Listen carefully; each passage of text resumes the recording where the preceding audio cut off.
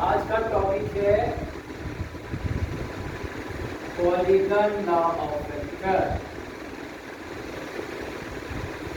सबसे पहले हम इसकी डायग्राम ड्रा करेंगे पॉलीगन लॉ ऑफ वेक्टर की। ये मेरे पास क्या स्टेटमेंट क्या है पॉलीगन लॉ ऑफ वेक्टर की? अगर मैं किसी चीज को वेक्टर से रिप्रेजेंट कर रहा हूँ, पॉलीगन्स में पॉलीगन का मतलब बहुत सारी चीजों से मिले हुए, और जब मैं उनको ऐड करूंगा तो मेरे पास रिजल्ट मिलेगा। तो जब मैं जोड़ूंगा तो क्या बनेगा? ये पॉलीगन का क्षेत्र बनेगा। ये मान के चलता हूँ मैं, मेरे पास वेक्टर ए, ठीक है। ये मान के चलता हूँ वेक्टर, इसको मान के चलता हूँ ओ, तो बी, यहाँ से लेकर यहाँ तक डिस्टेंस बी, यहाँ से लेकर यहाँ तक का डिस्टेंस क्या है?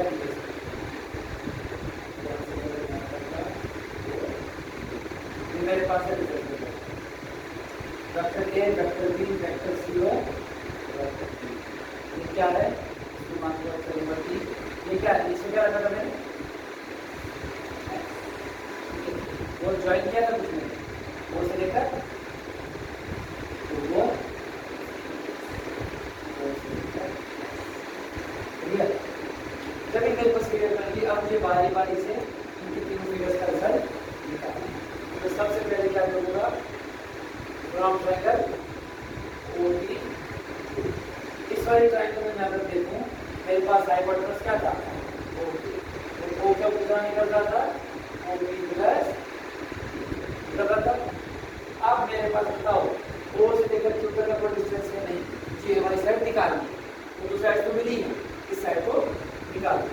यहाँ से ये ओ का कितना मिल जाएगा? ओ से लेकर क्यू तक का डिस्टेंस का वेक्टर है, और बी से लेकर क्यू तक का डिस्टेंस का वेक्टर ये बिल्कुल मुझे एक साइड, ठीक है।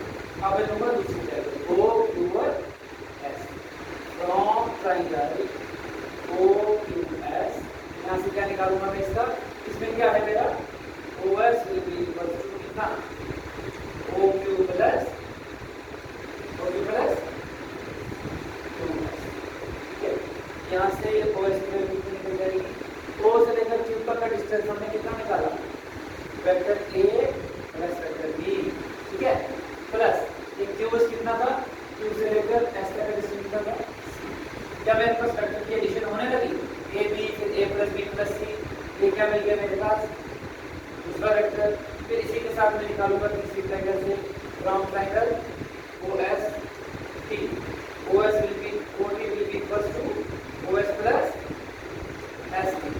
बताओ जी बच्चों, यहाँ से ओ टी कितना मिल जाएगा? ओ एस कितना था? Vector A plus vector B plus vector C, plus S से लेकर टी तक का डिस्टेंस कितना था? बी, मिल गया। और यही मेरे पास जो ओटी थी, क्या यही मेरे पास रिजल्टेंट वेक्टर नहीं था? इसी को मैं लिख सकता हूँ वेक्टर आर इक्वल्स टू